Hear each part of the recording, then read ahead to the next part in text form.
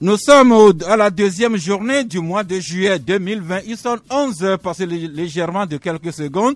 Et c'est l'heure du Club de la Presse, cette émission qui s'anime en direct ici depuis Hanoukope, mais que vous suivez également sur les antennes de Radio Courtoisie à Dapaon, également Radio Sama FM à Niamtougou, Radio Daoul à Bassa, Radio Central FM à Sokode, Radio Lumière à Nehoy, un peu partout dans le monde entier.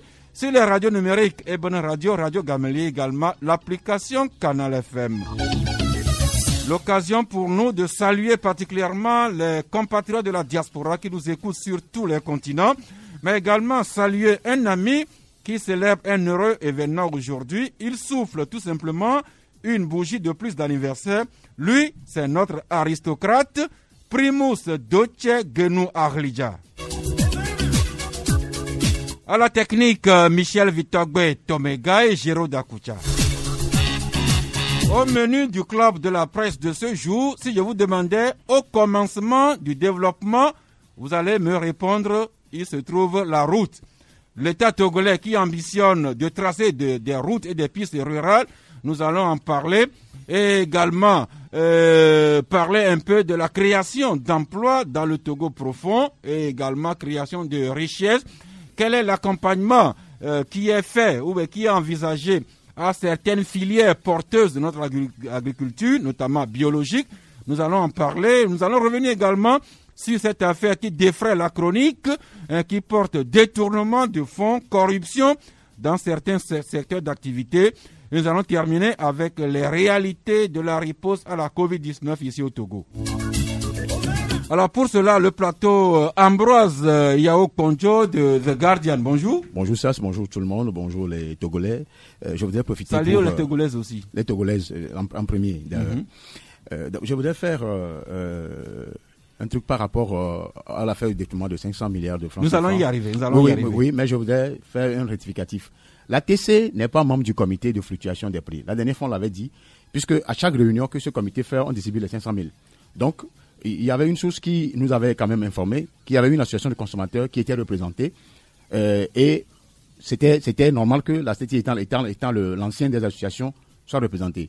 Mais il s'est révélé que la TC, selon la loi, le décret 2002, la TC n'est pas représentée. Donc nous voulons faire ce rectificatif pour que ça soit clair pour tout le monde. Donc l'ATC, l'Association togolaise des consommateurs, n'est pas membre du comité de fluctuation des prix. Merci beaucoup. Maglo Ateko Kenvi, Flambeau des démocrates, bonjour. Bonjour Sass, bonjour chers confrères de la table et bonjour à nos fidèles auditeurs et auditrices naturellement qui nous suivent sur Canal FM. Et comme toujours, c'est un plaisir pour nous d'être au service de la nation et en 90 minutes, on va encore servir de l'information, la vraie et l'utile, en toute bienveillance pour l'éclosion de la vérité. L'émission qui sera plus inclusive quand les auditrices, auditeurs pourront entrer en ligne à partir de 12 heures sur les deux numéros, le 22 21 33 74 et le 22 20 19 68. Michel Sarakawabalo Tchadja, bonjour.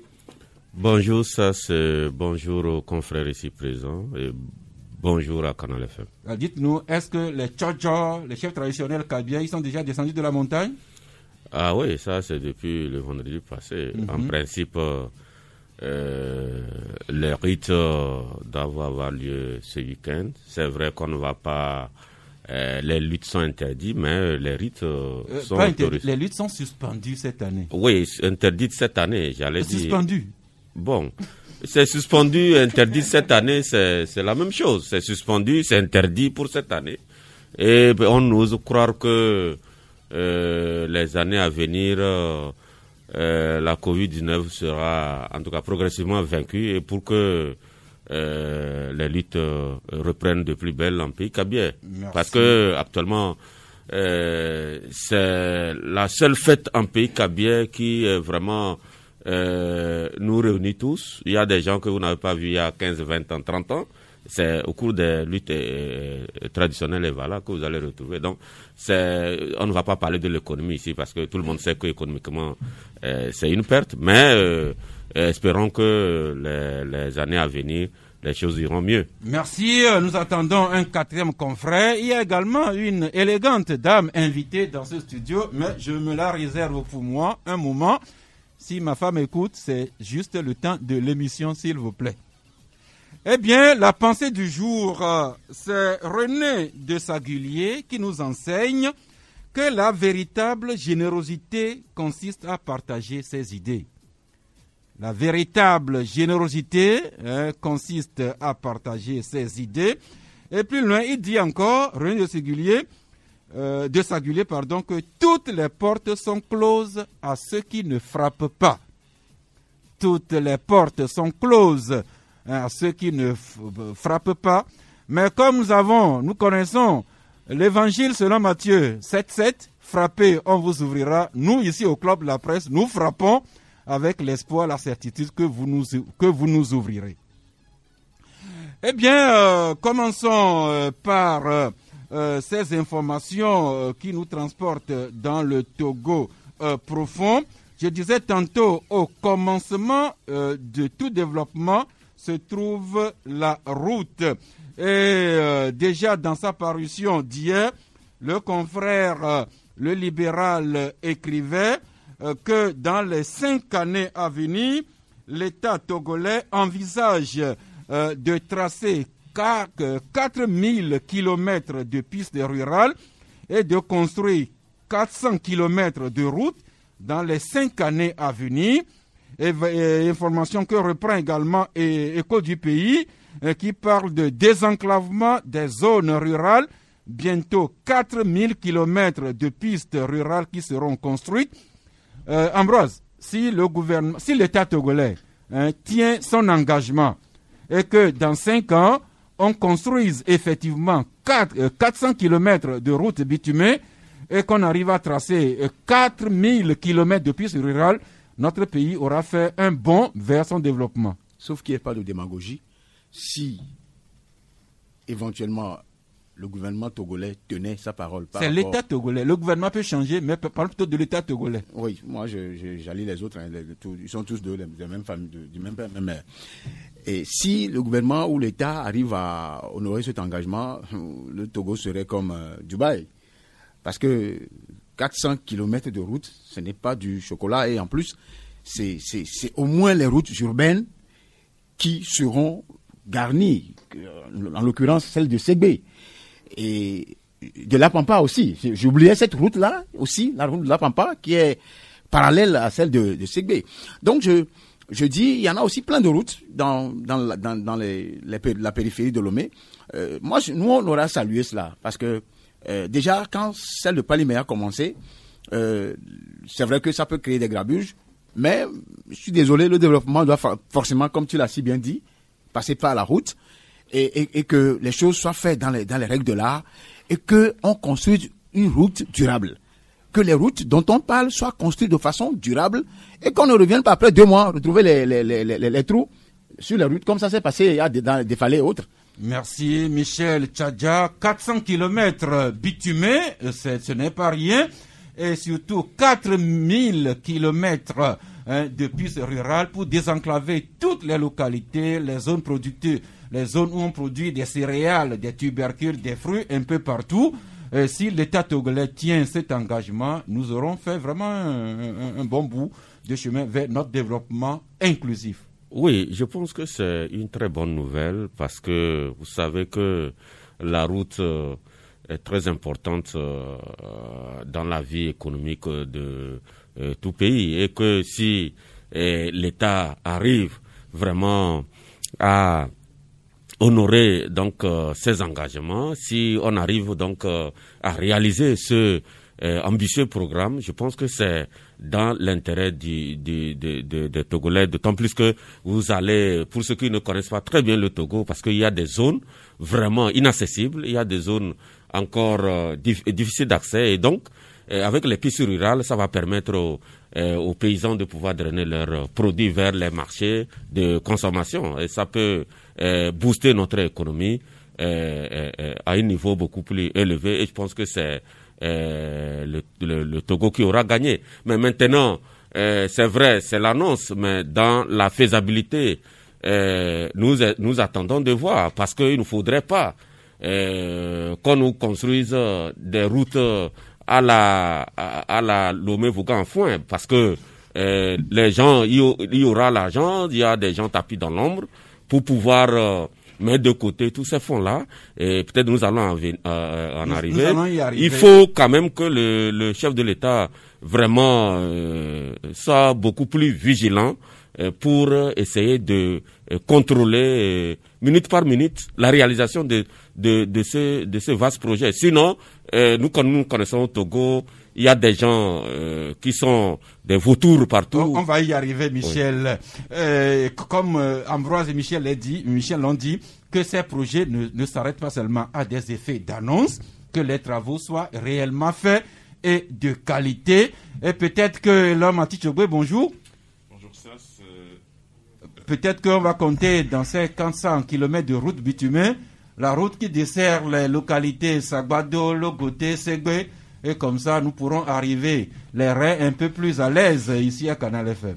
Bon, c'est notre plus grande prière. C'est notre plus grande prière parce qu'aujourd'hui, avec l'état de la route là, on a quand même pas mal de difficultés à circuler et à venir en ville. Aujourd'hui, les gens ont des véhicules qu'ils achètent, mais avec l'état de cette route-là, vous avez du mal à utiliser ces véhicules parce que vraiment, la route est dans un état comateux. Et c'est vrai qu'aujourd'hui, on est en train de bitumer la voie qui mène vers Palimé. Après plusieurs années d'espérance ou d'attente, et aujourd'hui, il va falloir qu'on puisse véritablement se pencher sur la route Adido-Gomé-Segbe. Nous parlons de notre route Sagbado-Segbe, mais nous pensons à toutes les localités de Lomé ici et de l'intérieur qui souffrent de problèmes d'enclavement. Et naturellement que Magloire va penser à ses oncles maternels des cantons de Kouma. Bien évidemment, vous vous en doutez. Je me dis, ça va être un véritable ouf de soulagement pour toute la population de Kouma et surtout de Koumaba, l'axe situant, en tout cas, les populations qui longent l'axe Kouma-Konda, Kouma-Balan, passant par Tokuli, Apoti, APM.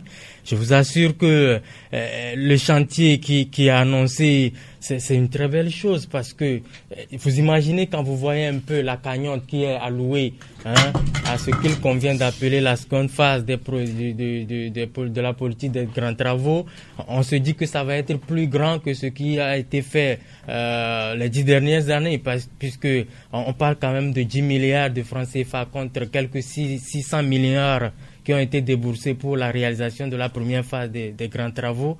Donc, c'est important parce que on l'a compris enfin que la politique du développement passe forcément par le développement de la route. Et donc, on ne peut donc qu'espérer. Et quand on sait déjà que la route Lomé-Palimé a déjà donné le ton, on nous dit également qu'il y a une projection où ça a déjà démarré. Je ne sais pas trop puisque je n'ai pas fait le tronçon ces temps-ci. L'axe Avepozo à Nehon qui est aussi en vue. L'axe Agou-Ngotien également en vue. C'est dire donc que c'est une belle initiative. On ne peut qu'encourager le gouvernement à poursuivre cela, mais faire en sorte qu'il y ait également des garde-fous, comme Michel l'a dit, pour surveiller véritablement ce qu'il y a. Parce que nous, déjà, dans notre éditorial du jour, nous avons lancé la lettre là-dessus. Merci beaucoup. Ces routes et pistes rurales qui vont impulser le développement et conduire à davantage de création d'emplois, mais déjà, voilà les vainqueurs. Vous nous faites le bilan de ce que l'État togolais a pu faire sur la période 2013-2018 en matière de lutte contre le chômage des jeunes et création d'emplois. Et votre journal Ouara, vous relevez qu'en 5 ans, on a pu créer 73 000 emplois durables pour la jeunesse de notre pays. Oui, c'est un chiffre très impressionnant et qui est le résultat donc d'un vaste programme concocté par le gouvernement qui a été en tout cas exécutés. Au finish, on se rend compte qu'il y a 73 000 emplois durables qui ont été créés à travers de nombreux projets, notamment le FAEJ, le FNFI, le programme national de volontariat, etc., etc. Donc, à travers ces projets, le gouvernement a réussi à créer des emplois et à soutenir l'autonomisation des femmes, à soutenir comment l'appelle-t-on l'installation ou bien à soutenir les initiatives des jeunes entrepreneurs qui ont voulu voler de leurs propres ailes. Et donc, ça a permis au finish à ce nombre de Togolais de gagner ces emplois-là. Mais le Togo ne s'arrête pas, le gouvernement ne s'arrête pas là. Nous apprenons qu'avec le PND, il y a plus de 500 000 emplois qui sont en vue. Et donc, si tout va bien, tout ira bien, malgré la Covid, tout ira bien, et que au bout, que les jeunes, en tout cas, qui vraiment sont en quête d'emploi, puissent trouver satisfaction. Eh bien, espérons que tout aille effectivement bien. Eh bien, nombre de ces projets qui ont concouru à la création de ces 73 000 emplois entre 2013 et 2018 et ce qui se fait depuis, eh bien, ces projets sont logés au ministère du Développement à la base, chargé également de la jeunesse et de l'emploi des jeunes. Et nous sommes tombés sur l'un de ces projets d'appui à l'employabilité et à l'insertion des jeunes dans le secteur porteur, PAIJ SP. Oui. Et nous avons dans ce studio une dame qui est l'experte en financement de ce projet, Madame Sena Dawi Koudaya. Bonjour. Bonjour, Monsieur Sass. Eh bien, c'est vous qui coordonnez les financements dans le projet d'appui à l'employabilité et à l'insertion des jeunes dans le secteur porteur, projet lancé en 2016 qui va clôturer ses travaux d'ici la fin de l'année 2020. Eh bien, voulez-vous nous en parler? Qu'est-ce que c'est ce projet-là? Merci beaucoup, Monsieur Sass. Messieurs les journalistes, bonjour. Mesdames et messieurs les auditeurs de Canal FM, bonjour. Et comme vous l'avez dit, je suis Sena Dawi Koudaya, experte en financement des entreprises agricoles sur le projet PAEJSP. Comme vous l'avez si bien défini, PAEJSP, c'est un projet d'appui à l'employabilité et à l'insertion des jeunes dans les secteurs porteurs. Et le PAEJSP a choisi comme secteur porteur le secteur agricole. Donc, le PAEJSP a été cofinancé par la Banque africaine de développement et l'État togolais à hauteur de 12 milliards 500 millions. Et de francs CFA. De francs Sinon, CFA. les gens vont aller ajouter euros et dollars. Merci pour l'ajout. Et donc, nous sommes placés sous le ministère du Développement à la base de l'artisanat et de la jeunesse, tel que vous l'avez dit. Et notre objectif, sinon notre mission, c'est de promouvoir l'emploi des jeunes et à travers des mécanismes incitatifs d'accompagnement technique et financier de ces jeunes-là dans une agriculture purement commerciale et contractualisée. Et nous avons choisi le secteur agricole compte tenu du potentiel de croissance et d'insertion des jeunes en termes d'emplois à créer, de richesses, d'opportunités à saisir dans ce secteur. Bon, le PAEJSP travaille spécialement sur 5 filières. Nous avons le soja biologique, le manioc, le maïs, les volailles et les petits ruminants. En termes d'objectifs chiffrés, et il a été demandé au PAEJSP à la fin du projet d'accompagner, où le PAEJSP à la fin du projet doit pouvoir accompagner 12 PME, les petites et moyennes entreprises structurantes et bien établies, autour desquelles nous construisons des chaînes de valeur que j'aurai le temps de vous développer, et créer au moins 19 600 emplois dans le secteur agricole sous forme d'emplois stables et d'arriver à créer 150 000 emplois temporaires également dans le secteur. Donc, pour arriver à ces résultats, la stratégie de PAEGSP est plus basée sur une approche par le marché et une approche basée essentiellement sur les chaînes de valeur agricoles et le développement des clusters agro-industriels. Donc, il parle de chaînes de valeur, parle de l'ensemble des acteurs mis ensemble quelque part pour faire sortir un produit du champ vers le marché final. Et donc, dans ce mécanisme-là, nous mettons en relation beaucoup de jeunes avec des prestataires de services et les entreprises structurantes que nous appelons PME pour la production des produits agricoles. Donc, bien, merci madame. Je rappelle que le PAEGSP, en principe, arrive en fin de période, d'ici la fin de l'année. Tous les objectifs que vous avez rappelés, est-ce que vous avez pu tous les réaliser? Oui, merci beaucoup, Monsieur Sass. Nous disons que les opportunités ont été atteintes, voire même dépassées à certains niveaux. Par exemple, en termes d'entreprises à accompagner, sur les 12, nous avons accompagné au jour d'aujourd'hui 29 entreprises structurantes. En termes d'emplois à créer, nous avons créé 35 000 emplois stables sur les 19 600, soit un taux de réalisation de 153%. Et en termes d'emplois temporaires, nous sommes à 121 000 sur les 150 000 qui nous a été demandé. Maintenant, en termes de montant de financement injecté dans le secteur agricole, au jour d'aujourd'hui, nous sommes à plus de 6 milliards injectés à travers nos partenaires financiers tels que l'Ora Bank, les institutions de microfinance telles que la COPEC AD, la COPEC Ilema à Tapamé, la Promo Finance à Kara et la mutuelle SJDA à Lomé. Vous parliez tantôt des cultures que vous soutenez, notamment le soja. Le soja, parlons-en, parce qu'il y a quelque temps, cette information qui a circulé, qui doit avoir fait un peu chaud au cœur à tous les patriotes togolais.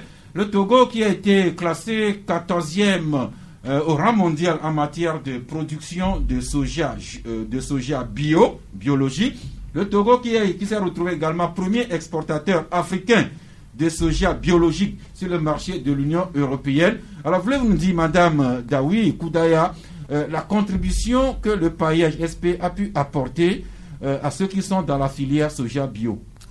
Oui, évidemment, le PAEGSP a contribué énormément à cette exportation. Disons que la contribution est de 60%. Parce que sur les 44 000 tonnes déclarées par l'Union européenne, les entreprises promues par le PAEGSP ont contribué avec un tonnage de 28 159 tonnes. Mais il faut quand même noter que toutes les entreprises promues par le PAEGSP ont produit au total 37 500 tonnes pour la campagne 2019. Donc la différence de tonnage là a été utilisée sur les marchés locaux et dans la sous-région pour des produits dérivés de soja, en l'instar de l'huile de soja et surtout de soja qui est développé par l'entreprise Agrocom basée à Lomé. Nous avons le soja torréfié et la farine enrichie de soja qui est produit par l'entreprise Katsal qui est à Noche, pour ne citer que cela. Eh bien, au-delà du soja, quelles sont les autres cultures que vous accompagnez, ces cultures qui portent l'avenir de l'agriculture de notre pays? Oui, je viens de le dire tantôt que nous avons à part soja, le maïs, le manioc et puis la filière animale. Bon, la spéculation qui est encore en vogue chez nous actuellement, c'est le manioc.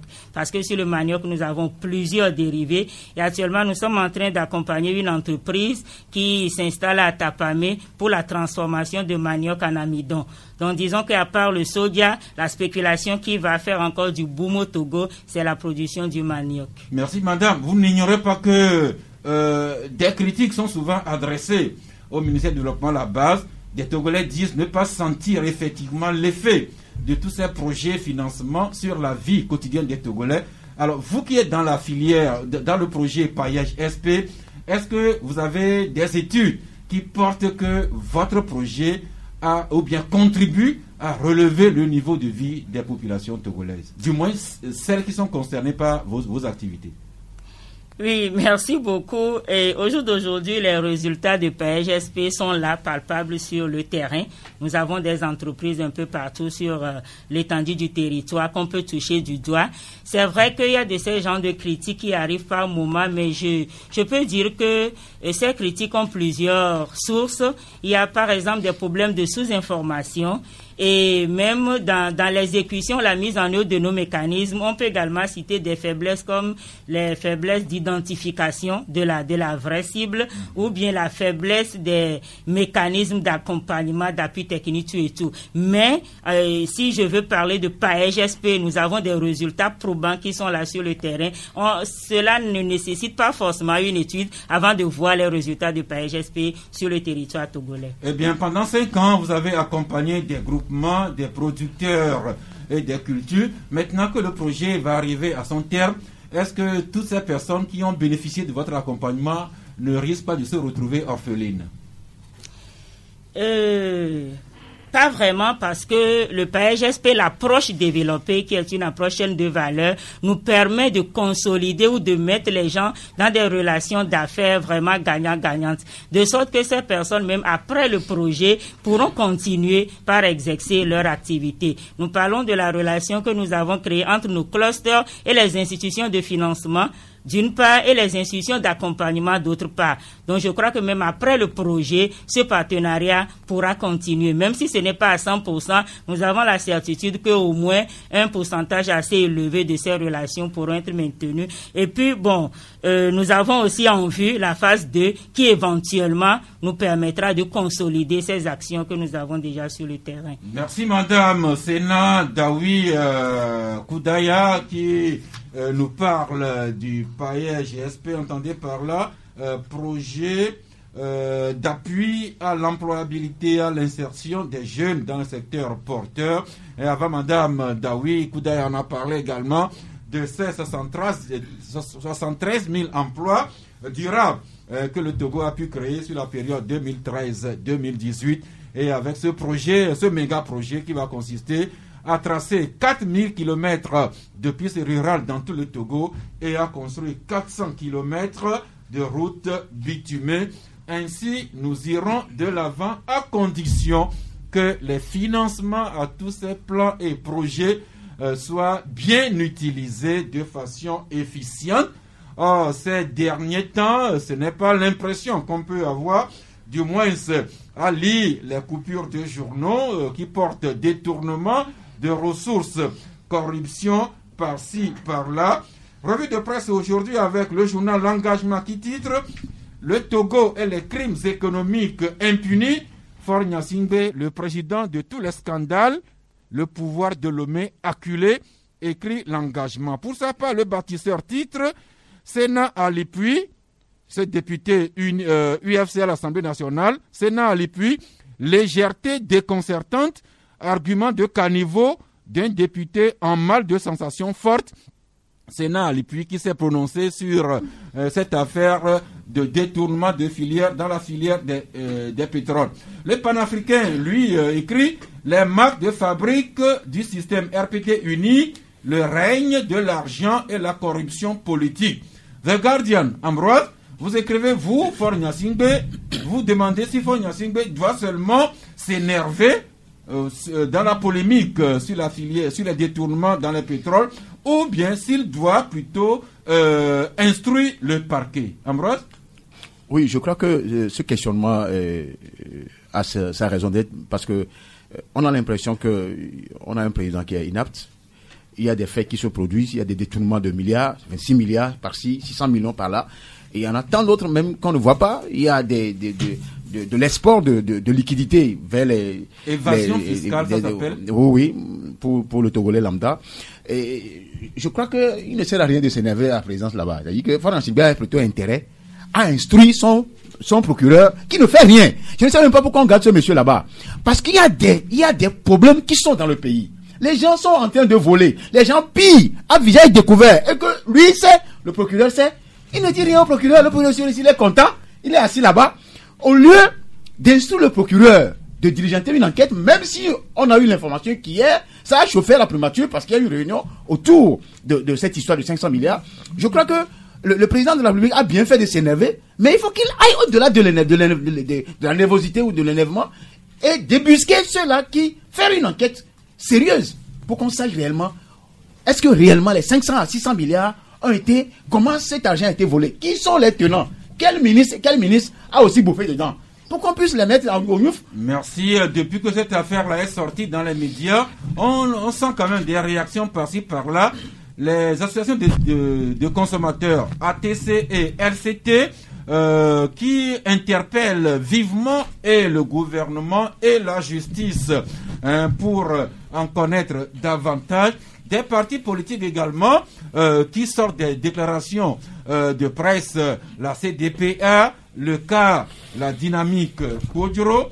Et il y a quelques jours, c'est le mouvement citoyen Togo Debout qui se dit préoccupé par le silence du gouvernement, non seulement sur la filière pétrole, mais toute autre affaire de détournement. Et ce matin, Liberté nous écrit à la page 5 un détournement masqué pour dire que les fonds pour l'achat des masques auraient également pris d'autres directions.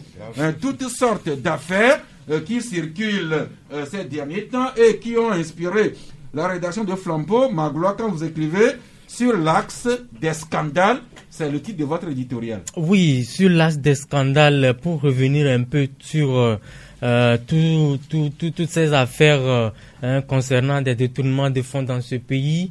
Et l'affaire en vogue actuellement, c'est celle concernant justement le pétrole gate. Et jusqu'alors, on sent véritablement pas l'autorité réagir. C'est vrai que on nous annonce qu'il y avait eu une réunion hier à la primature, mais jusqu'alors, on ne sait vraiment pas encore ce qui a été dit. Mais on voit un peu comment ça se passe ailleurs quand ces genres de sujets surgissent. Mais il suffit qu'on offre une seule veste à un homme politique ou à une personnalité, mais des têtes tombent. Mais jusqu'alors, ça semble dire que soit l'affaire, elle est tentaculaire et imbrique beaucoup de personnes, beaucoup de réseaux. C'est pour cela qu'on ne dit pas grand-chose là-dessus. Mais nous nous disons que, à force de ne pas travailler véritablement sur le sujet, à force de ne pas frapper, c'est Michel qui a l'habitude d'utiliser le terme de délinquant économique. À force de les laisser opérer à visage découvert sans qu'ils ne soient inquiétés, nous estimons dans notre éditorial du jour que la seconde phase des projets de grands travaux qui est annoncé par le gouvernement, ça risque d'être un voyage sur l'axe des scandales à nouveau. Parce que, on le sait, au Togo, quand on parle d'argent, surtout des grands travaux, ça rime avec les marchés arrière-boutiques, ça rime avec les négociations, ça rime avec les détournements de fonds. Et des exemples sont là, ils sont légion. Et on voit également les gens qui étaient au cœur de ces affaires, mais qui sont libres aujourd'hui, ils circulent comme si rien n'était.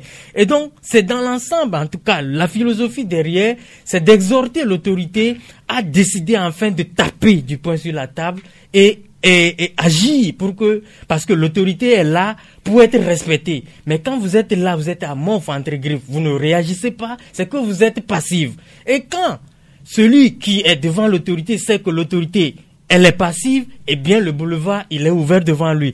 Donc nous disons, oui, ça a bien fait que la presse a relevé cette affaire qui est une affaire de gros sous. On parle de 600 milliards, c'est beaucoup ça, Sgaou. Et ça peut nourrir des Togolais. Notre invité parle des projets de développement pour les jeunes agriculteurs et tout. Vous imaginez 600 milliards, ce que 500. ça... 500. Les chiffres avancés par l'alternative au début, c'est 500. D'accord. 500 milliards, c'est quand même beaucoup. On parlait de 600 millions pour la canne et tout. Nous disons que jusque-là, c'est encore petit. Mais ici, on parle de 500 milliards. Et donc, pour nous, c'est l'occasion dorée pour le gouvernement et l'État, de façon globale, d'exprimer, en tout cas, de montrer sa force et de prouver aux Togolais que je suis là pour sauvegarder les intérêts publics et non les intérêts des réseaux. Merci, Michel. À la manchette de votre journal, voilà le vainqueur, je lis. La corruption est un virus qui gangrène l'économie d'un pays. Ensemble, combattons-le. Et c'est un message qui va rester aussi longtemps que possible dans cette lucarne. Vous savez, j'ai écouté religieusement mon confrère Magloire. Il a presque tout dit. Vous savez, les scandales économique, ça ne date pas d'aujourd'hui. Et ça, ce qui m'inquiète, moi, c'est que ça continue. Ça continue sans qu'on ne lève un petit doigt. C'est ça qui est très inquiétant.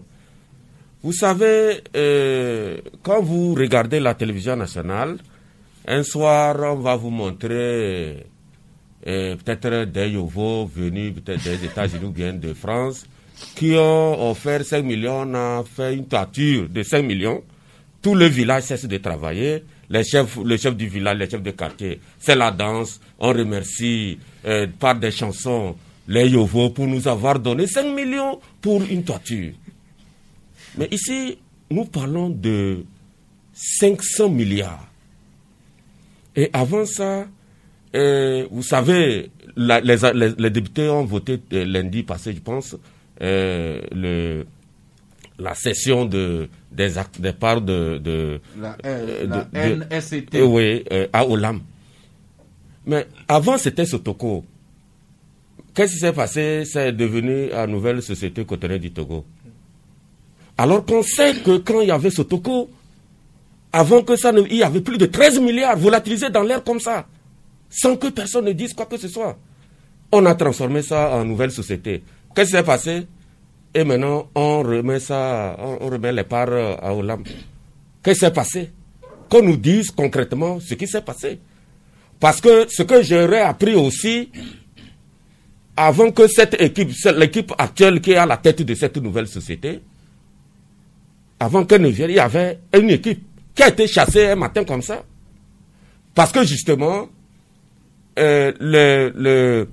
comment l'appelle-t-on, le chiffre d'affaires de cette société baissait drastiquement, alors que les indemnités des dirigeants augmentaient de mois en mois, j'allais dire.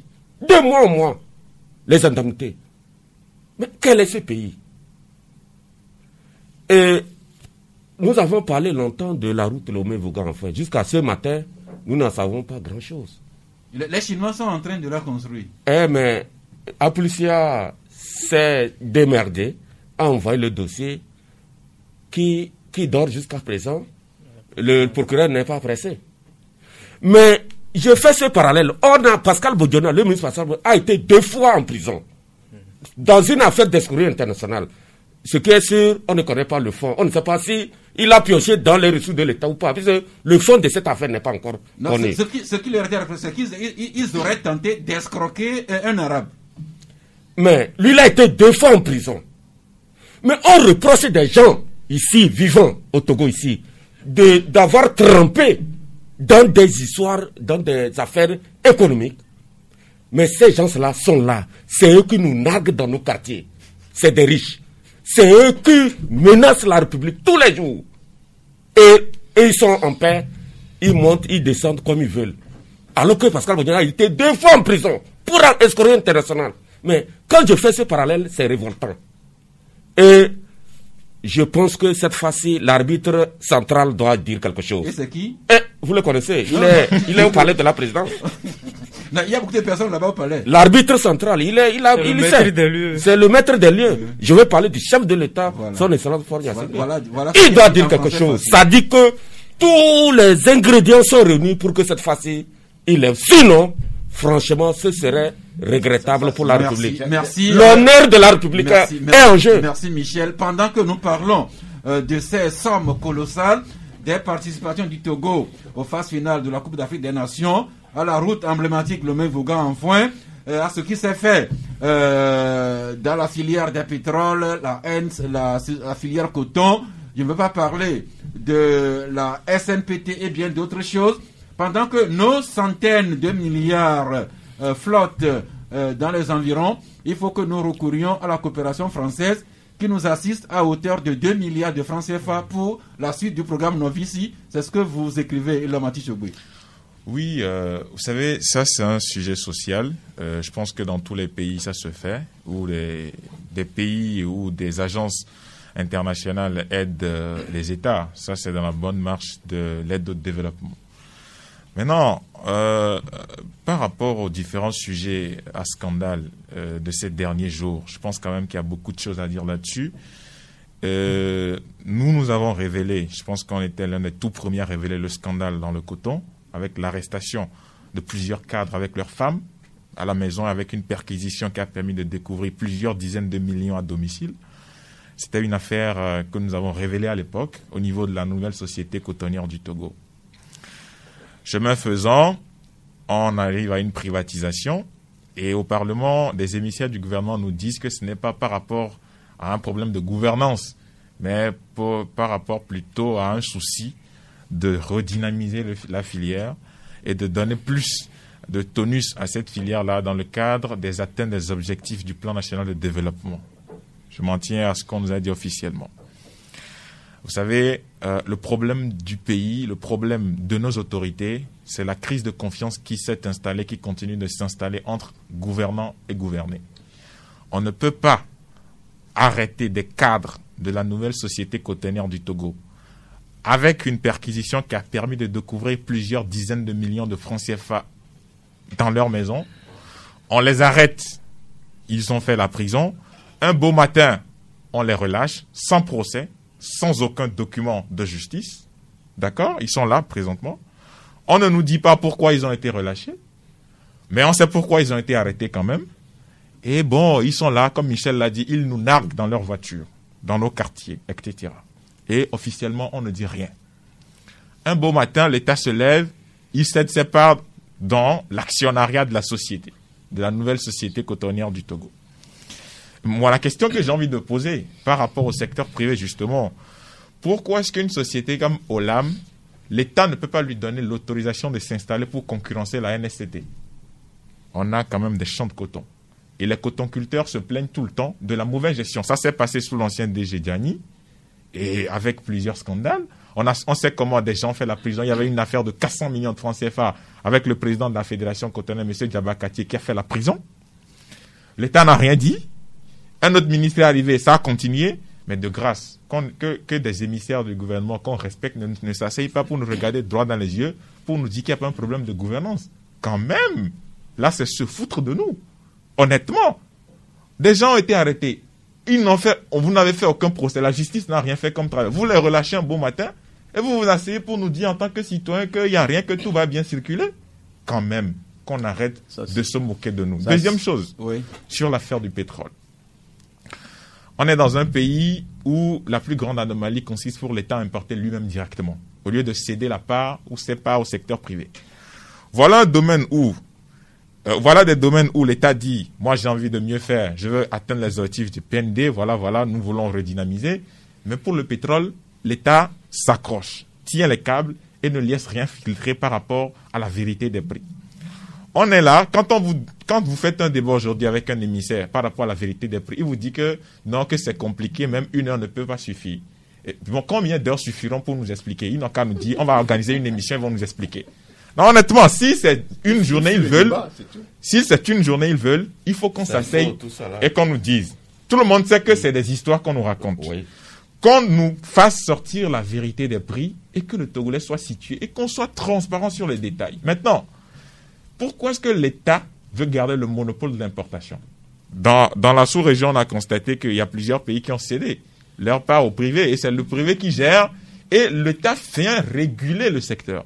Mais ici, l'État est présent, l'État garde le monopole, c'est l'État qui importe. Et voilà des scandales où 500 milliards disparaissent un beau matin, la moitié du budget de l'État. Et tout le monde est tranquille.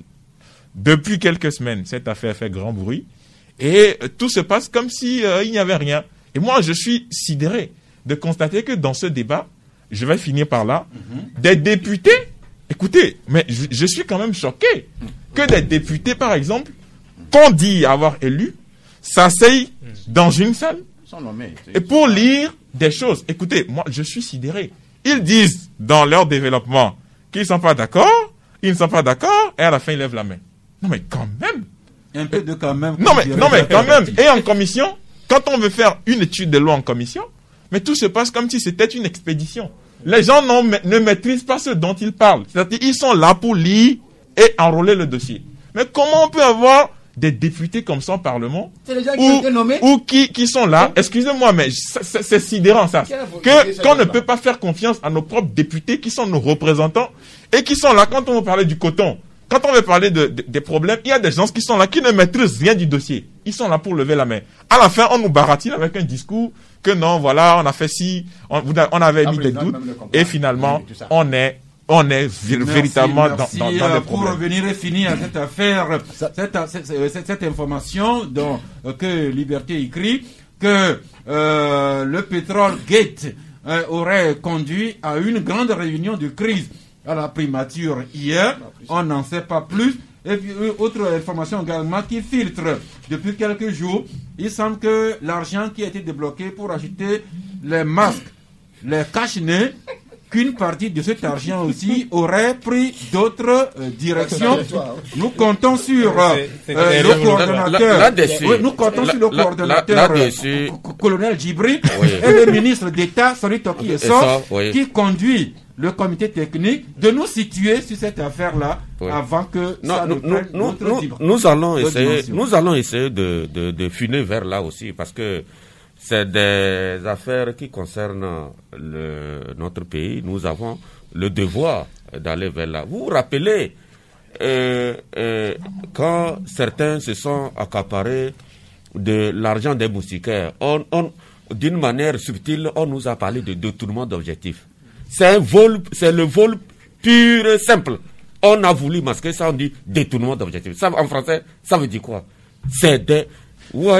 Nous avons des députés qui, normalement, devaient quand même nous défendre devant des situations comme ça. Mais vous voyez comment un député de l'UFC, comment ce monsieur, c'est d'une manière laborieuse, ça a voulu, en tout cas, je serais à sa place que j'aurais honte actuellement. Parce que ce qu'il a raconté, n'est pas digne d'un député. Du président du groupe parlementaire. C'est-à-dire, ce n'est pas digne d'un député. C'est-à-dire, il s'est rabaissé. Il s'est rabaissé. Même si on sait que, on sait la manière dont ils sont parachutés à l'Assemblée nationale, les gens de l'UFC. Et s'il veut préparer son avenir politique, ce n'est pas de cette façon. Lui, c'est fini je pour suis lui. désolé pour lui. C'est fini. Merci. J'avais voulu parler depuis. Ok, allez-y. C'est par rapport à cette histoire des sociétés dont on parlait. Quand on citait coton, société de coton et autres, il y avait déjà la CNCA, la Caisse nationale de crédit agricole du Togo, dans les années 70-80. On a dilapidé les fonds jusqu'au jour d'aujourd'hui. Les gens même se sont enrichis. Il y a l'OPAT, l'Office des produits agricoles du Togo. Il y a tellement de sociétés. Il y a l'autre là qu'on veut réhabiliter, Togotes. Il y a plein de sociétés. On ne nous dit rien. Mais dans quel pays sommes-nous? Merci beaucoup. Le débat continue. Les citoyens voudraient savoir.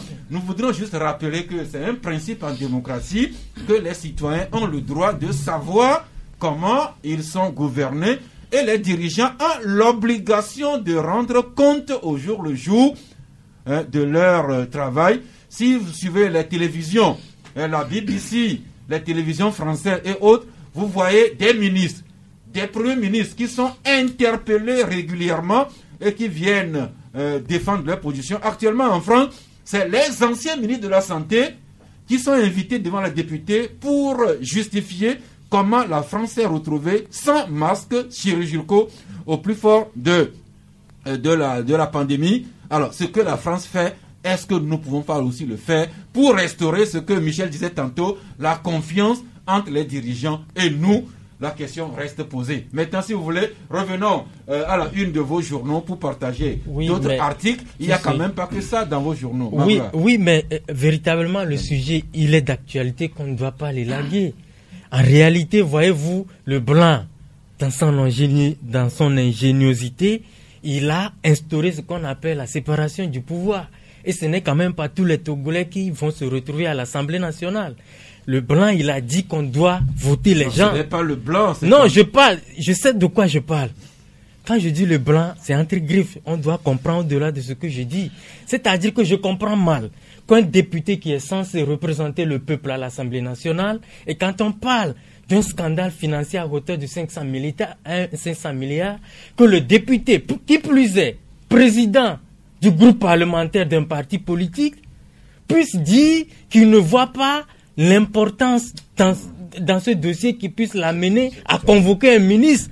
Je dis c'est scandaleux. Et moi, je ne le connaissais pas. Avant, je le voyais, mais j'avais de l'estime pour lui de loin. Mais sur ce seul dossier, je ressens plus rien pour lui. Arrogant qu'il était, et hautain qu'il est, il a animé une émission sur la télévision Numéro TV et à la fin, il a fait un cadeau du code de la presse et de la déontologie au journaliste qui est là. C'est quoi? C'est insulter la presse togolaise. Il a fait même pour dire qu'on manque de professionnalisme. Est-ce que lui, politicien, je ne sais pas s'il l'est vraiment, quelle déontologie, quelle éthique lui recommande en tant que député, s'il y a une affaire révélée par la presse, de ne même pas chercher à savoir qu'est-ce qui se passe, et il accuse d'emblée la presse d'avoir fait un travail non professionnel. Où est l'éthique? Donc je me dis, c'est ça aussi par moment les réalités politiques qu'on veut amener tout le monde à l'Assemblée nationale. Si vraiment on allait voter des gens pour être député, un Sénat à l'IPI va se retrouver à l'Assemblée nationale par quelle magie? Ils sont sérieux? Et il nous prouve véritablement qu'il a été nommé. Et donc, moi, je vais pas. Voilà. Nous, pas un débat contre quelqu'un. S'il vous plaît. Le député, si le député Sénat Lipi a descendu, s'il vous plaît, si le député Sénat Lipi a choisi de descendre dans la boue, nous restons élégants au plateau du club de la presse. Je vous en prie. Maintenant, découvrons d'autres journaux dans vos journaux, d'autres articles dans vos journaux. Alors, l'actualité, c'est la pandémie, la Covid-19, et les chiffres ont été encore donnés hier. Le Togo avait hier 661 cas, 414 guéris, 233 cas actifs et 14 personnes en décès, qui sont décédées. Et le colonel Djibril a dit les causes de ces contaminations, c'est à savoir ceux qui reviennent de voyage et qui ne seraient pas très disciplinés. Également une société de la zone franche, au sein de laquelle on a trouvé une vingtaine de cas de contamination. La société est provisoirement fermée pour le moment. Mais une affaire, une certaine polémique à côté, là c'est vous qui l'écrivez, la Nouvelle Tribune, vous écrivez Covid-19 et l'Ordre national des médecins, vous écrivez que l'Ordre national des médecins du Togo serait opposé à des consultations médicales en ligne. Oui, vous savez, depuis quelques jours déjà, il y a une grande tension au sein de l'Ordre national des médecins du Togo. Tout le monde sait aujourd'hui que la santé est devenue du business. Et aujourd'hui, c'est peinant de voir que dans nos cliniques, on n'a même pas le b.a.-ba ou une façon de gérer en fait des cas pathologiques qui se présentent. Qu'est-ce qui se passe? Depuis quelques mois déjà, depuis le déclenchement de la crise sanitaire, il y a des gens ou des médecins qui ont conçu des applications mobiles pour permettre aux populations de se faire consulter en ligne sans forcément se déplacer pour être exposés au risque de contamination du coronavirus. Maintenant, il y en a au total une dizaine d'applications digitales qui permettent de faire de la consultation médicale. Et je rappelle que dans le domaine, il n'y a aucune loi et il y a un vide juridique en ce qui concerne la télémédecine au Togo. Et c'est le ministère de la Santé qui régule le domaine par rapport aux expériences dont il dispose et par rapport justement à la présentation du cahier de charge. Et curieusement, depuis quelques jours, il y a eu une réunion fin juin plutôt de l'Ordre national des médecins du Togo qui a eu à entendre les promoteurs de ces applications qui font de la télémédecine. Et à la fin, l'Ordre national des médecins du Togo dit qu'il ne peut pas donner son quitus à aucune application. Qui ne peut donner son quitus à aucune application digitale qui fait de la télémédecine par rapport au texte, notamment le code. On a cité le code de la santé, le code de déontologie et d'éthique du médecin, etc. Et nous, dans notre papier, nous nous sommes amusés à faire quoi? À faire un feuilletage du code de la santé. Il n'y a aucune disposition qui encadre la télémédecine. Donc, il ne faut pas que l'ONMT nous trompe déjà. Deuxième chose, on nous parle du code d'éthique et de déontologie. Je rappelle au passage que le président de l'Ordre national des médecins du Togo a sa femme qui est médecin et qui fait des pratiques qui sont contraires au code d'éthique et de déontologie. C'est pas la peine de les exposer ici. Et donc, si les gens veulent noyer les efforts que les entrepreneurs ou des gens ont choisi de faire, ils n'ont qu'à commencer à balayer d'abord devant leur porte. Moi, je ne suis pas là pour faire un débat personnel. Si des gens veulent que des patients viennent dans leur clinique, puisque depuis septembre 2019, les coûts de consultation sont passés de 5 000 à 8 000 francs et les coûts de consultation médicale spécialisée sont passés à 10 000 francs avec un délai de 10 jours, contrairement à un délai d'un mois il y a de cela quelques années. Et donc, l'objectif clairement que l'ONMT dit à travers cette décision, c'est pas officiel, mais c'est ce qu'on dit, c'est-à-dire qu'on veut plutôt se faire de l'argent dans nos cliniques plutôt que d'emmener les opérateurs à se faire faute consulter. de temps, je vous coupe. Le dossier est allié dans votre parution. Autre article intéressant, c'est Front des démocrates. Pendant que nous parlons des détournements de fonds, pendant que nous parlons du coronavirus, il y a également ces enfants de rue qui prolifèrent. Et Front des démocrates, vous y voyez un péril en la demeure. Magloire? Oui, un péril en la demeure dans la mesure où le phénomène, il est social et il est d'actualité. Vous les verrez plein de jeunes garçons et filles de 5, 7 ans, 10 ans. Ils dorment dans les rues, au feu tricolore, vous les verrez courir vers vous, nettoyer vos vitres, en tout cas vos motos et tout. Mais on se prend plaisir de rire par moment ou de leur donner 25 francs, 50 francs. Mais au-delà, qu'est-ce que nous faisons concrètement? Et nous, dans notre papier, on s'est posé la question, pourquoi le phénomène dure? Et on s'est documenté, on a vu quand même que le Togo a d'importants mécanismes juridiques qui réglementent la protection de l'enfance au Togo. Il y a la direction de la protection de l'enfant. Le Togo a ratifié plusieurs chartes internationales protégeant les enfants. Mais on se demande pourquoi on a tant de mécanismes et le phénomène se poursuit. Alors que le danger qui est derrière, c'est que si on ne canalise pas, si on n'arrive pas à travers la réinsertion de ces enfants-là, eh bien ça va être un danger pour le pays. Il y a 2 semaines, nous avons sorti un dossier pour dire que la démographie, elle est galopante au pays. Et quand, dans ce contexte-là, on a encore des enfants de rue qui, à la longue, ils grandissent dans la rue, ils développent des attitudes de la rue, ils vont devenir quoi? Des cas sociaux, des délinquants, et ça va être un danger pour la République. Donc, nous disons que on doit cesser de voir en ce phénomène un phénomène normal. Ce n'est pas normal. Quand vous voyez les enfants courir vers vous, nettoyer vos vitres et tout, on en rit, mais c'est un danger pour le pays. Et l'autorité doit veiller à ça parce que il ne servira à rien d'avoir tant d'arsenal juridique et que le phénomène poursuive, ce n'est pas bien. Merci. Et donc, c'est une exhortation que nous avons faite. Mais qu'on ne peut pas développer beaucoup plus faute de temps. Au dossier qui ne l'est pas moins, c'est ces compatriotes travaillant pour la société Centro qui seraient tombés dans une embuscade djihadiste. C'est au Burkina Faso. C'est ce que nous écrit The Guardian. Ambroise? Effectivement, les travailleurs... 5 travailleurs de Centro, l'entreprise de BTP qui est basée ici au Togo, qui a pu gagner un marché à l'extérieur, notamment au Burkina Faso, qui devait construire une route de 63 km de Tougan-Lanfiera-Ndi, longue de 63 km, donc, qui est située à 230 km de Ouaga, près de la frontière du Mali, qui est tombée dans une zone rouge, donc dans le nid des djihadistes. Alors, les 5 employés ont eu la chance qu'il y a au moins un Burkinabé parmi eux, mais néanmoins, ils ont été quand même enlevés, ils ont été molestés, attachés, le visage bandé, puis bastonnés correctement avant d'être libérés par miracle. Je dis bien pas miracle parce que c'était pas évident, à cause de ce Burkinabé. Grâce plutôt à ce Burkinabé. Alors, ils ont quand même été ramenés à la base, mais le problème qui se pose, d'abord, les conditions de vie des travailleurs est exécrable. Et ensuite, ça donne l'impression que le patron même de l'entreprise ne veut pas que les enfants rentrent.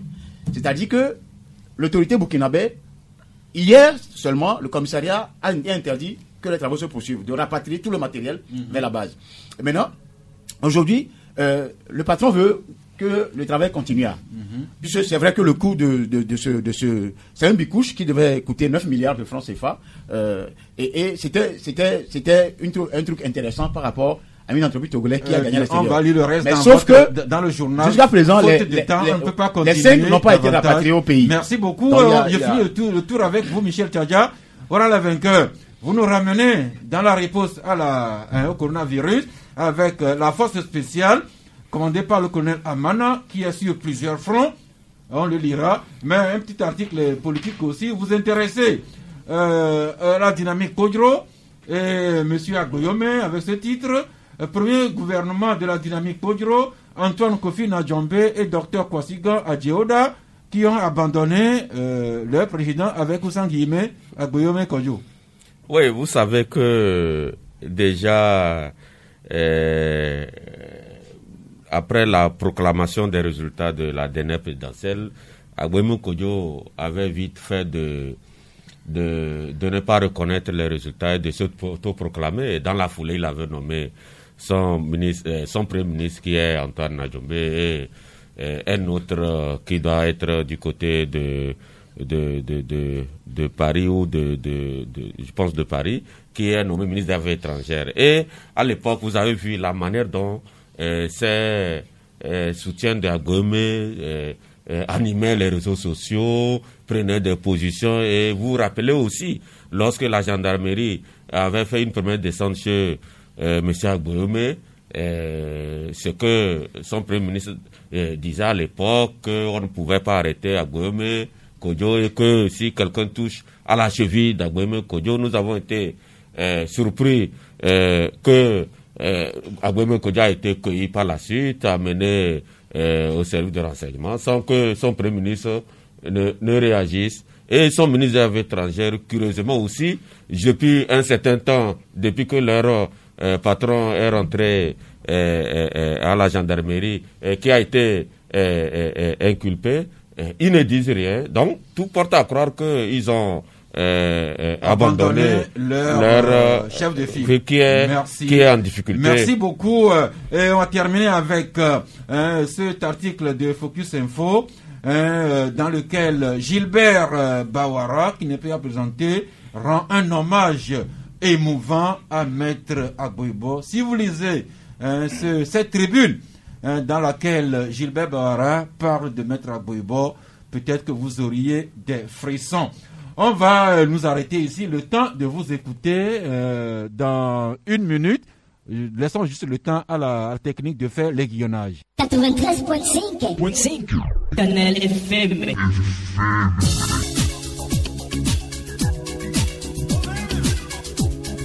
Eh bien, nous avons parlé du Togo profond aujourd'hui, les pistes rurales, les routes goudronnées qui vont être faites dans les 5 années à venir, comment l'État togolais s'emploie à créer des emplois pour résorber un peu le chômage des jeunes. Nous avons eu à l'occasion l'experte en financement du Paège SP qui est venu nous parler de son projet et ce qu'ils ont pu réaliser. Puis on a fini avec les sujets qui défraient la chronique depuis quelque temps. Sur l'un ou l'autre sujet, la parole est à vous. Bonjour l'ami en ligne. Oui, bonjour monsieur, c'est monsieur Justin. Monsieur Justin. C'est Canal FM, non? Oui, nous vous écoutons. D'accord, ok. Et je voudrais intervenir sur les débats d'aujourd'hui. Allez-y, Justin. Ok, je vous remercie, monsieur Sass, pour tout ce que vous faites dans cette émission, surtout le cadrage que vous faites à nos amis journalistes que vous invitez. Bon, quand il parle d'un député, je souhaiterais vraiment qu'il parle de honorable tel, même si ce qu'il a dit ne leur plaît pas. Il faut qu'il parle avec dignité. Eh bien, cher ami, justement, cher ami, le titre honorable est un abus de langage. On dit justement monsieur le député ou madame la députée, nulle part il n'est dit de coller le titre honorable à un député. C'est un abus de langage. Bon, moi aussi, personnellement, je refuse que vous parlez de députés nommés. Je ne veux plus entendre parler de ça. Eh bien... Et puis, M. Alipi s'est prononcé. S'il vous plaît. Je l'ai suivi sur YouTube, je l'ai suivi sur New Web TV hier. Oui. Bon, c'est vrai, il s'est expliqué sur un sujet. Ce qu'il a dit n'est pas aussi banal que la façon dont les gens le traitent. Même si les gens ne sont pas d'accord avec ce qu'il a dit. Merci. Vous avez tout le droit de prendre la défense de ce député, mais vous souffrirez également que les autres également parlent de lui comme lui et parlent des autres. Merci à l'auditeur suivant. Bonjour. Bonjour, Sach. Oui. Comment allez-vous? S'il vous plaît. Oui, il a mis en ligne. Bonjour. Bonjour, Sach. Oui. Je salue tous les invités. Nous vous saluons aussi. C'est Karim depuis Spectacle Système Taxi. Karim, eh bien, allez-y. Et je vous félicite pour le débat aujourd'hui. Je vous en prie. Et ceux qui viennent de partir, il faut qu'on dise la vérité. Les députés qui sont à l'Assemblée sont nommés. Parce que s'ils ne sont pas nommés, tout ce qui se passe, au moins ils pouvaient nous défendre. Donc il ne faut pas qu'ils viennent nous faire des blablabla. Tous les députés qui sont à l'Assemblée, c'est qu'ils sont nommés.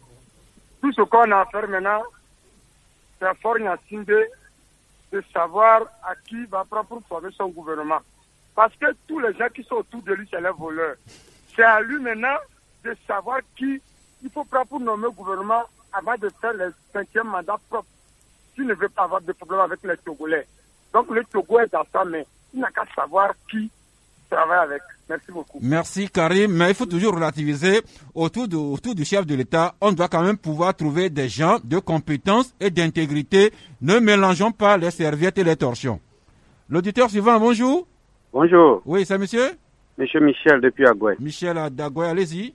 Ok, d'accord. D'abord, c'est pour laisser par rapport aux sujets qui ont été abordés. Merci. Et par rapport au sujet des routes, heureusement, ça se l'a souligné à la fin, en disant que c'est un peu partout. Hein. C'est vrai que chaque fois on parle de Ségbé, c'est vrai, mais c'est un peu partout.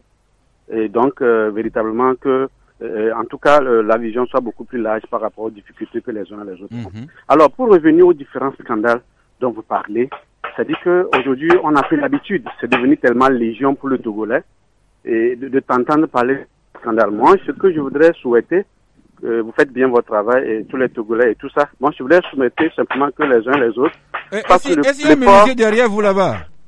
Les uns et les autres fassent l'effort de ne plus s'émouvoir face à ces éléments au risque de faire des crises. Déjà qu'on a des difficultés, que tout le monde garde son cas parce qu'on entendra parler encore de ces scandales. On en a encore, il y en aura encore parce que vous avez interpellé tout à l'heure de chez l'État. Est-ce qu'il réagit, ce monsieur? Il ne réagit pas. Il n'a jamais réagi. Il ne réagira jamais. Donc, gardons notre calme, souffrons tranquillement, au risque de faire des crises cardiaques. C'est ce que je vous en prie. Effectivement, gardons toute notre sérénité, le sens de discernement, même et surtout quand nous parlons des sujets vraiment délicats. Merci à vous, chers amis auditeurs. Le suivant, bonjour. Bonjour. Oui, c'est monsieur? Comlan. Comlan, allez-y. Oui, ce que je trouve à dire, c'est que apparemment, notre pays n'a pas de président. On n'a pas un président dans ce pays, sinon on ne vivra pas une répétition de scandales financiers comme ça. Et puis, il y a une autre chose que je trouve, c'est que j'ai comme l'impression que la privatisation des sociétés d'État font peut-être bénéfice à quelqu'un, quoi. Qui? Parce que je ne comprends pas que à chaque moment, on parle de problèmes de gestion, on privatise la société, et après, une autre société dit on privatise ça, et on va continuer ça jusqu'à quand? On risque même de privatiser le Togo dans son ensemble. Donc, moi, je pense que, franchement, le véritable problème, c'est qu'il n'y a pas un vrai président pour ce pays. Pour taper du poing sur la table et dire, ben, il est temps qu'on arrête tout ça là. Parce qu'on ne peut pas comprendre combien de scandales financiers il n'y en a pas dans ce pays. Comme l'a dit le frère tout à l'heure, on s'énerve, on bavarde sur les médias, et ben, le chien à boire, la caravane passe. C'est regrettable pour notre pays. Merci. À notre ami le député, je lui dis d'aller faire des recherches par rapport au rôle d'un député dans une république. Il n'a qu'à aller faire une recherche. Ce sont des nommés. Si quelqu'un s'énerve par rapport à ça, il s'énerve pour rien. C'est des députés nommés. Merci. Merci. Le député, tous les députés apprécieront, comme le chef de l'État appréciera également ce que ce compatriote vient de nous dire. Nous passons au suivant. Bonjour. Oui, bonjour, ça. Oui, c'est monsieur? C'est Jean de Kédé. Allez-y, Jacques. Jean, ok. Oui. Non, j'ai un petit souci là. Bon, je vais vous demander, je ne connais pas votre président de Canal FM Pro. Ici, nous avons un directeur. Ah, le directeur, je ne le connais pas. Oui. Et c'est un exemple que je vais donner. Si vous sortez là-bas, vous donnez votre fille à votre directeur. Pardon? Je ne pense pas que si un jour vous faites quelque chose de mal, il va vous chasser. C'est ce qui se passe au Togo. Le président, il est là, ses amis les donnent, ses filles. Non, s'il vous plaît. S'il vous plaît. Je ne sais pas pourquoi tu coupes là. Non, nous parlons de problèmes sérieux et nous parlons à des institutions de la République. Je voudrais que nous élevions le débat. La critique, d'accord, mais le respect et les égards dus aux personnes et aux institutions. Nous passons au suivant. Bonjour. Bonjour. Oui, c'est monsieur? C'est Papa Sibiti. Ah, Papa Sibiti. Monsieur Chasse. Oui, papa. Félicitations. Je vous en prie. Vous savez, tout ce qui se passe, nous, les anciens, ou bien les sages, si nous nous taisons, ce n'est pas bon. Vous êtes nos enfants là-bas. La manière dont vous intervenez, c'est bien. C'est bon, félicitations. Les Michel, les choses, prenez de la patience. Il n'y a pas d'obsession. Je ne vous fais pas une leçon ou bien des leçons de morale. Pour le moment, nous sommes là. Nos députés, qu'on le veuille ou non, il y a eu un terme qui a dit élection électorale. Donc, ces députés, excusez-moi, ils ont été élus. Maintenant, c'est ce qu'ils font. Est-ce que c'est bon? Il ne faut pas que les gens s'énervent de ce qu'ils font pour leur dire autre chose. Vous savez, ce qui se passe, je dis, le président de la République, ce que vous aviez dit, il y a quelqu'un qui a parlé de choses, je ne sais si c'est l'homme de l'impunité, mais le président, il écoute. C'est notre président aujourd'hui. Hein. Les gens ont beau s'énerver, qui ne l'aiment pas, il faut l'aimer, c'est lui qui est là-bas. Tout ce qu'on dit, est-ce que ça l'arrange? Il faut qu'il ouvre les yeux en tant que notre fils, notre petit frère, pour qu'il ait une bonne renommée. Merci beaucoup. Je vous en prie, Papa Sibiti, chacun en a eu pour son compte. Eh, bonjour. Oui, bonjour l'ami. Oui, c'est Monsieur Roméo. Roméo. Oui. Nous vous écoutons.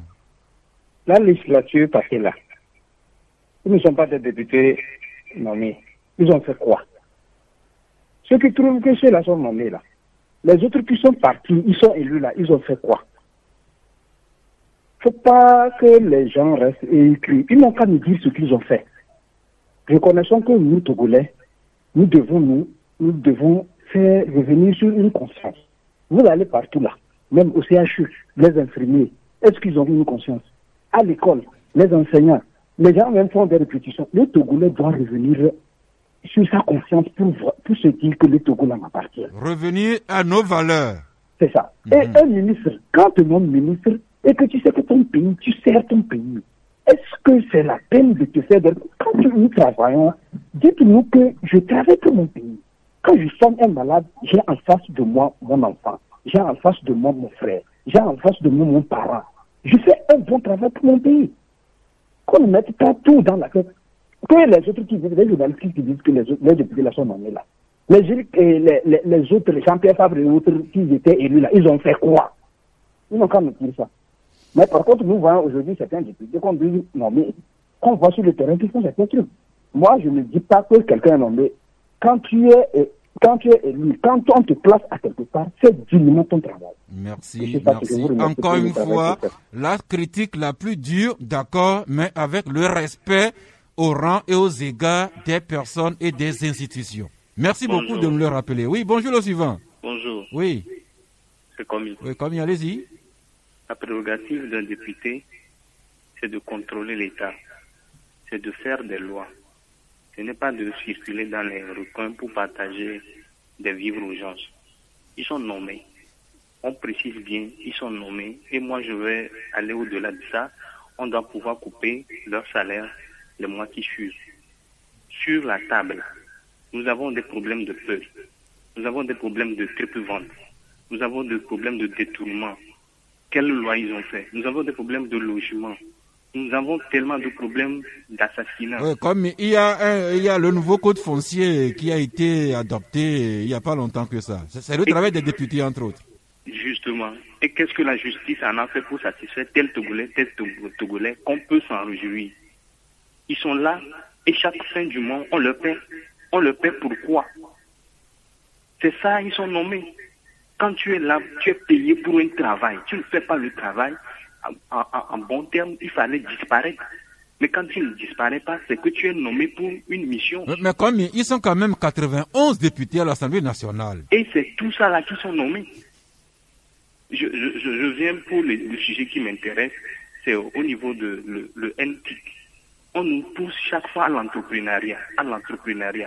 Voilà des gens qui ont eu l'ingéniosité de créer des applications pour soulager la peine en consultation. On l'a rappelé, la consultation à ce jour coûte cher. Que ce soit en clinique, on te balatine avec 10 000, avec 12 000, et au finish, on te donne des résultats d'analyse et on n'a rien. Mais avec la consultation en ligne, tu as un soulagement pour pouvoir avoir des éléments clés. Si ils se sont organisés en pharmaciens, en docteurs, et trouver les lois qui peuvent encadrer ce que nos jeunes-là ont inventé, on pourra comprendre. Mais si ils sont là à bagarrer avec les compagnies d'assurance sur la prime fixe, et que d'autres viennent nous aider, et ils bloquent aussi là, ils nous poussent à autre chose, à l'automédication. Merci Komi. Je vous sais gentil, vous allez céder la place à celui qui attend déjà en ligne. Bonjour. Allô, bonjour l'ami. Oui, bonjour. Oui, c'est monsieur? Monsieur John. John, allez-y. Oui, s'il vous plaît, aujourd'hui là, ce n'est pas de coutume, hein. Je vais vous donner un exercice. Par rapport à l'école du parti. Je crois que c'est une école qui était... Si vous fouillez un peu nos vraies valeurs, il semble que c'est là-bas, on le prenait avant qu'on nous verse les gens dans l'administration et qu'on sort. École du parti? Oui. Je ne sais pas si je me trompe, hein. Je compte sur vous pour que vous vérifiez. Moi, je souhaiterais qu'on réhabilite ça. Ok, nous parlons plutôt des valeurs et ces valeurs-là s'acquièrent à la maison par l'éducation et à l'école. Non, avec l'école du parti, il y a quelque chose encore là-bas. En fait, moi, je préfère l'éducation à la maison et l'enseignement à l'école. Comme ça, c'est plus neutre. Ok. Bye bye. Je vous en prie. Eh bien, nous prenons le dernier auditeur aujourd'hui. Bonjour. Allô? Oui, bonjour. Bonjour. Oui, c'est monsieur? C'est Laurent Vaudou. Laurent Vaudou. Alors, je vous considère. Considération réciproque. Voilà. Je dis, quand quelqu'un dit député élu, député nommé, ça n'engage que n'importe tout à chacun. Il n'y a pas de problème. Si aujourd'hui, moi, je suis député, on me dit que je suis élu, je suis nommé, je m'en fous. Mais, quand je serai député, quelqu'un n'a qu'à m'appeler député nommé. Il verra. Il vais lui traduire au tribunal. Tout le monde qui ne connaît pas le rôle d'un député. Le député n'est jamais nommé, il est élu. Ok? Voilà, je profite en même temps. Bon, c'est pour vous parler de... En même temps, le problème de Toblokopé à point. On avait bien dit que l'État, dans le mois de février, on avait bien dit que Toblokopé devait avoir 20 km pour arranger les rues. Oui. À Coin, 20 km. À Lenka, 30 km. Et ça fait que juste aujourd'hui, Alenka a été bien aménagé. On a tracé les rues et on a chargé. Aujourd'hui, jusqu'à ce Toblokopé à Point là, il n'y a rien. C'est une seule voie. Oui, Laurent Vaudou, les gens appellent pour se plaindre. Oui, des rues mal faites à Alenka. Oui. Non, vous êtes libre. C'est pourquoi j'ai un Ferdinand a été, ça, Ferdinand a été là, il n'a qu'à prendre le dossier en main, il n'a qu'à aller à Coin, Toblokopé centre, Alenka se voit. Sinon, à Coin, il n'y a rien qui se fait. Maintenant, deuxième point sur à Coin. On a parlé des chefs de quartier, les chefs de cul. Je me demande, est-ce que Anadem ne fait pas des gestes par semestre pour aider les quartiers, pour l'aménagement des quartiers?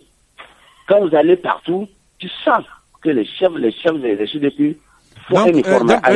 Laurent Vaudou, si je comprends bien, les rues qui ont été promises dans cette localité n'ont pas été tracées, n'ont pas été faites. Rien. Mais ils sont venus ils sont venus ouvrir un côté, laisser l'autre côté. Maintenant, je vous dis que les gens... Merci. Le ministère des Infrastructures et les services habilités qui avaient promis ces kilomètres de rue ou bien de route dans la zone d'Agoué iront évaluer et les populations témoigneront. Merci beaucoup. Nous revenons ici. C'est une tradition. Nous faisons un tour de table. Vous avez chacun 1 minute. Commençons par Elom. Bon. Un auditeur qui est revenu sur le dossier des consultations médicales en ligne. Oui, vous savez, on n'a pas vraiment eu le temps d'en parler. Je pense qu'on aura le temps d'en parler parce que je crois que c'est un sujet très très important aujourd'hui. Et pour que les gens se rendent compte du business qu'il y a autour de tout ce qui se passe en complicité avec les compagnies d'assurance, je précise. Donc, parce qu'il y a des compagnies d'assurance, quand vous mettez les applications digitales en ligne et que les gens se font consulter, ça crée un manque à gagner pour la clinique et en même temps pour la compagnie d'assurance en termes d'assurance maladie, assurance vie. Donc, c'est tout un business en fait. Et donc, je crois qu'on n'aura pas le temps de dénouer ça tout de suite là. Deuxième chose, député, vous savez, moi j'ai été choqué. Et moi j'ai toujours dit que je ne permettrai jamais qu'un homme politique puisse manquer de respect à la presse. Sincèrement, je le répète, aucun homme politique ne doit manquer de respect aux journalistes. Et mutuellement. Mutuellement, d'accord? Et donc, qu'un journaliste publie un dossier et qu'un député se rabaisse à ce niveau en proférant. Je ne vais pas répéter un peu ce qu'il a dit, mais honnêtement... Restons élégants, nous. C'est ce que je dis. Je dis honnêtement, je pense quand même qu'il y a un problème. Et à la fin, le fait de donner un code de la presse, de la communication à un journaliste que la presse n'est pas professionnelle, je pense que c'est un manque de respect vis-à-vis de nous. Maintenant, soit, je crois qu'il y a un problème, il y a un travail à faire au niveau même de l'Assemblée nationale, c'est de revoir la loi qui convoque le gouvernement, qui interpelle le gouvernement. Il faut qu'on revisite cette loi. Parce que c'est pas une loi qui a force, qui est coercitive. Ça veut dire que vous pouvez interpeller le ministre qui peut venir ou pas. Et il vient, il vous baratine et il peut rentrer à la maison. Donc il faut le faire. Souffrez que je vous coupe, les autres attendent. Ambroise, 1 minute. Oui, moi j'ai voulu revenir sur notre dossier de terrorisme qui s'est produit au Burkina Faso. Tout simplement interpeller le patron, le DG de Centro, de s'occuper de ses employés. Ils sont une centaine à être là-bas, à travailler, qui se sont agglutinés dans des chambres. Il y a tellement de choses, des conditions de vie sont exécrables. Il faudrait qu'ils d'abord ramènent ceux-là qui ont été traumatisés par cet enlèvement, ces bastonnages, et en plus revoir les conditions de travail de vie du reste. Merci Michel Tchadja. Beaucoup d'auditeurs sont revenus sur les allégations de détournement et également la considération aux autorités, aux institutions. Nous avons le devoir de respecter les autorités issues des institutions de la République. Nous nous attelons au quotidien à vraiment faire valoir donc ce respect-là. Mais en contrepartie aussi, il faut que les autorités quand même respectent la presse. Parce que je ne vais pas revenir sur ce député-là qui vraiment a voulu faire le one-man show. Moi, ça ne m'intéresse pas. Mais maintenant, par rapport à la corruption, moi, je dis que nous avons du chemin à faire dans ce pays parce que chaque jour que Dieu crée, nous sommes ici en train de vociférer. Au même moment, il y a des gens qui sont en train de manigancer comment suturer des milliards à notre pays. Ouais. Merci. Et comme vous l'avez dit, c'est un mouvement d'ensemble. Ouais. C'est ensemble que nous arriverons à bout de la corruption, aussi bien les présumés corrompus que les présumés corrupteurs. Magloire? Oui, moi je voudrais revenir un peu sur ce qu'a dit Papa Sibiti, notre auditeur. Il a dit vraiment, il s'est beaucoup plus adressé au chef de l'État en se demandant si vraiment tout ce qu'on dit l'honore. Et moi je pense que la question, elle a tout son pesant d'or, dans la mesure où c'est lui le chef de l'État. À l'heure des bilans, tous les Togolais lui demanderont qu'est-ce qui a été fait de son mandat. Et donc, je crois qu'il doit se dire qu'il est temps de rompre avec le favoritisme ou la faveur qu'il fait aux gens et commencer vraiment par les dresser entre griffes. Parce qu'il est grand temps qu'il soit vraiment un chef qui tape du poing sur la table. Merci. Pendant que vous préparez vos cartons, je rappelle, les cartons, c'est sur des sujets à des personnes qui n'ont pas été abordées aujourd'hui. La parole à notre invitée, Madame Sena Daoui Koudaya, l'experte en financement du paillage SP, que nous avons eu le plaisir d'avoir. Ce n'est pas tous les jours que nous avons une invitée dans ce studio et qui connaissent bien sa matière. Madame, votre conclusion? Oui, merci Monsieur Sass pour terminer sur votre question par rapport à la pérennité des actions du PAEGSP. Je voudrais vous rassurer que le PAEGSP a une particularité dans son mécanisme de financement qui consiste à travailler de commun accord avec tous les projets, programmes similaires dans le domaine, c'est-à-dire le FNFI, le FAEG, le PRADEB, le PNPR, et par un atelier de planification des financements que nous organisons en collaboration avec tous ces fonds qui nous permet de filtrer vraiment et les bénéficiaires financière du produit et d'éviter la cavalerie financière, parce qu'il y a des producteurs ou bien des promoteurs qui aiment se balader de projet en projet. Et les quelques mois qui nous restent pour la fin du projet nous permettront également de consolider les relations entre les acteurs de nos clusters, qui sont les producteurs, les prestataires de services, les métayers et les entreprises structurantes, sans oublier les institutions de microfinance et les banques que nous avons comme partenaires financiers. Et je voudrais terminer avec les perspectives du projet en disant que si jamais la phase 2 devient effective, nous voulons travailler pour la digitalisation du processus de suivi de la production agricole. Nous voulons également œuvrer pour la mise en place d'une vitrine digitale pour la promotion des produits agricoles togolais, et travailler également sur les techniques de maîtrise d'eau, les produits d'assurance agricole pour minimiser les risques qui planent sur le financement agricole. Merci madame. Quand le projet va arriver vraiment à la fin, nous serons heureux de vous retrouver ici pour faire le bilan global. Alors madame a beaucoup parlé et pris votre temps. Vous avez juste quelques secondes pour vos cartons de fin d'émission. Magloire? Oh, moi j'ai un carton vert à la section Golf 5 du parti NET et son président Flavien Bakoma, qui ont compris qu'il fallait absolument continuer les mesures préventives en distribuant des bavettes aux gens. Il le continue, c'est une très belle approche. À la section 5 du parti Golf et du parti NET. Merci. Elom? Moi, je n'ai pas de carton, je passe. Ambroise? Oui, un carton rouge à monsieur Alipui. Non, on a déjà parlé de ce sujet. Non, ça c'est mon carton. Non. Ce carton doit respecter mon carton. Non.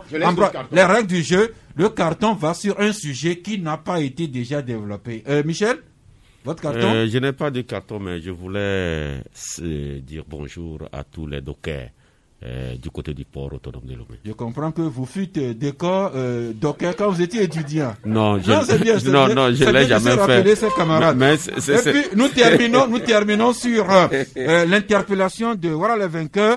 La corruption est un virus qui gangrène l'économie d'un pays. Ensemble, combattons-le.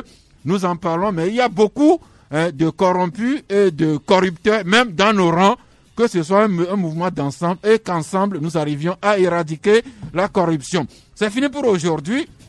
Merci à vous qui nous avez écoutés, qui avez co-animé avec nous. On se retrouve demain vendredi pour clore la semaine en beauté.